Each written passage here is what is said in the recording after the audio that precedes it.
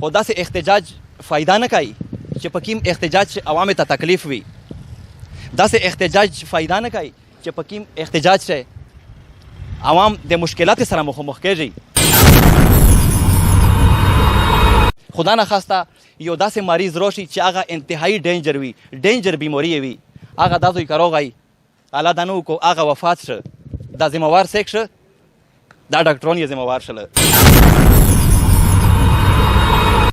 تو احتجاج څه فایده وکړو؟ تو احتجاج صرف و صرف دا یوه فایده کوي چې عوامو ته د نقصان ورکړه. بسم الله الرحمن الرحیم. السلام علیکم ناظرین، تاسو سره مخاطب یم. KGN هسپتال مخې ته ولاړ یم، مو بیک ګراوند چې تاسو ته دا لیده شي لکه څرنګه چې تاسو ته پته ده چې د څو ورځې نه ډاکټرانو یو احتجاج کړی ده چې دې څه مطالبات دي چې هغه پیره کول غواړي، جایز دي یا ناجایز دي، چې په هغه وجه باندې دې هسپتال بند کړی ده او پی ډي یې باندې عوامو ته انتهایی تکلیف ده، نقصان یې عوامو ته ده. نو دې احتجاج کړی ده، هسپتالونه یې بند کړي دي، خپل جایز مطالبات یې دي هغه پیره کول غواړي چې هغه چې پیره شي میج ادیه په فیور شي. احتجاج درنه دا د دې آئینی حق ته دا وی دی کوي، خو داسې احتجاج فایده نه کوي چې په کوم احتجاج چې عوامو ته تکلیف وي. داسې احتجاج فایده نه کوي چې په کوم احتجاج چې عوام د مشکلاتو سره مخامخ کېږي. خدا نخواسته یو بیمار راغی هغه د بر ډاکټر د پرایویټ کلینیک د فیس پرې کولو مخه نه ویني. دا ځکه سرکاري هسپتال ته راغی، په سرکاري هسپتال سے او پی ڈی نہ ہونے کے برابر دو، یعنی دا یہ د چار نه کېږي. هغه بد دعا شرع او ازور ټول په ډاکټرونو پسې کوي. نو د تو احتجاج وسه پی راشي تو مطالبه چې دي هغه وسه رنګ وروړي چې په تو پسې د غریبونو عوامو بد دعا یا ازور وي. خدا نخواسته یو داسې مریض راشي چې هغه انتهایی ډینجر وي، ډینجر بیماری وي، هغه دا زوی که راغی الله دا نه وکړو هغه وفات شه، دا ذمهوار څوک شه؟ دا ډاکټران یې ذمهوار شله.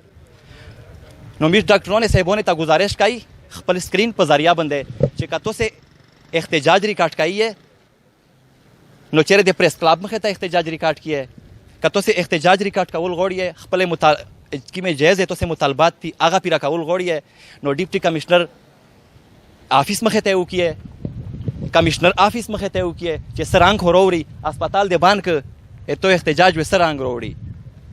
تو احتجاج و څه فایده وکړو؟ تو احتجاج صرف و صرف دا یوه فایده کوي چې عوامو ته د نقصان ورکړه، مریضانو ته د تکلیف ورکړه. نو میج ډاکټرانو صاحبانو نه گزارش کوي چې میج دې په فیور شي کومې مطالبه چې دي هغه د بالکل دې پیره کول غواړي په هغه وجه باندې دې احتجاج کوي او داسې احتجاج نه جي چې عوامو ته پښې تکلیف وي.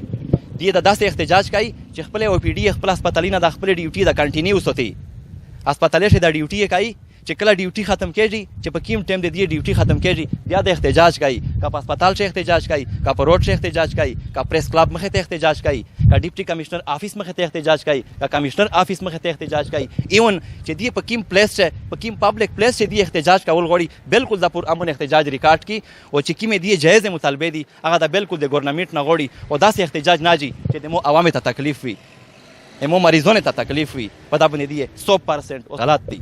نو موږ د ډاکټرانو صاحبانو نه گزارش کوي چې دې د سرسي او دا ځکه د خپل هسپتالونه چې دي دا کنټینیو ساتي، خپل او پی ډي د کنټینیو ساتي او عوام چې په دا وجه باندې چې عوامو ته تکلیف نه وي.